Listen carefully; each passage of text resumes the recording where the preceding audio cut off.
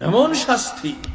আল্লাহর নবীর ভাষায় قال رسول الله صلى الله عليه وسلم لو تعلمون ما أعلم لضحكتم قليلا ولبكيتم كثيرا।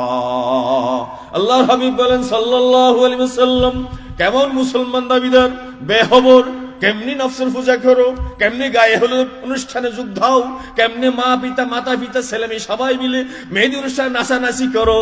অবিকল একটা ফেরাউন। আল্লাহর ভয় কোথায়? জাহান্নামের আগুনের ভয় নাই। হারাম খাও, সুদ খাও, দাবি করে বরাত খাও, 12 মাসে 24 রোজা দাবি করো, দাবি করে ইফতারি খাও, বিয়ে বেন থেকে কুরবানির খাও, ঈদের কাফর নাও, সিদ্ধিটা খাও, আমজাম কালো কাঁঠাল কত কিছু দাবি করো। এত ডাকাতি কেমনে করো? এটা হারাম কেমনে খাও? উপরে দরবেশ, আল্লাহওয়ালা, লম্বা জুব্বা, 5 ওয়াক্ত নামাজের হাজিরা, তাহাজ্জুদ পড়ো, আবার মানুষকে ডাকাতি করো, বিআই ব্যাংকে ডাকাতি করো, তোমার শাশুড় শাশুড়িকে ডাকাতি করো, চুকর ফানি জড়াও। এমন ডাকাত, এমন নিকৃষ্ট দম ডাকাত, এমন একটা অবিকল ফেরাউন। কেমনে জাহান্নামের ভয় নাই?